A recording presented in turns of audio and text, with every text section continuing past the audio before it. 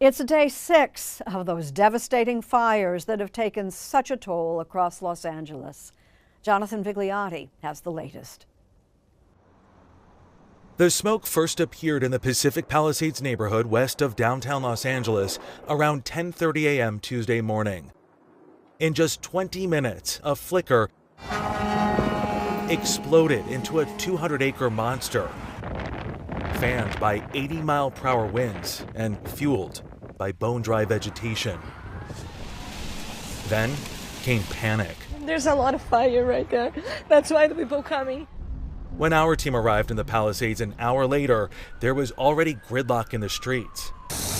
We watched as the homes residents fled were quickly engulfed. One after another after another. This entire mountainside is covered in flames, the wind pushing them up to 50 feet into the sky.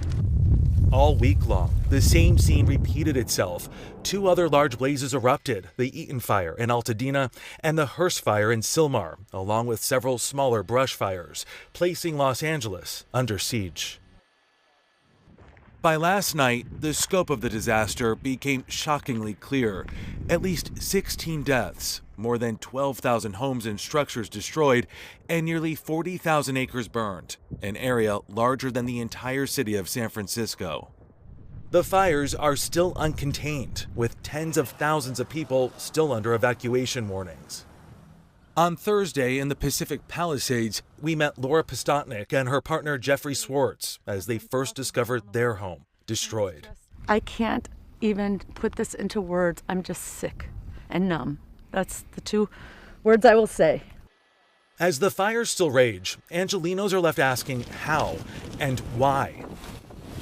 While we still don't know the cause of the fires, the conditions were perfect. Southern California's annual Santa Ana winds at their mightiest, paired with drought in LA County.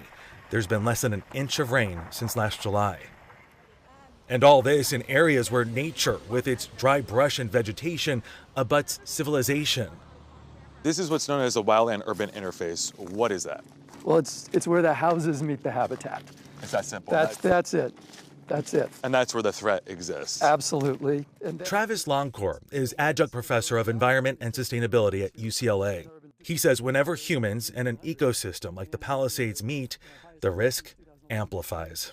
And so if you think about where the Palisades fire started in Palisades Highlands, the fact that there is a road up there that creates the access for people, that gives you the spark, that then gets you the fire. The fire in the Palisades exploded so quickly that there was a common refrain. And there is not a single firefighter here on the street. Crews were stretched thin, and officials are facing criticism for their response.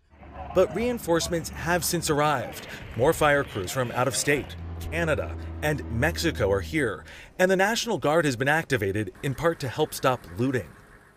And it's all eerily familiar, from Lahaina in Maui to Paradise in Northern California. A distraught public and entire towns singed off the map. And still, while containment is growing, the dangerous Santa Ana winds return again Monday. Los Angeles, glamorous home of the nation's entertainment elite and wildfire capital of the West, will now have to envision a new, more resilient path forward in our climate-changing world.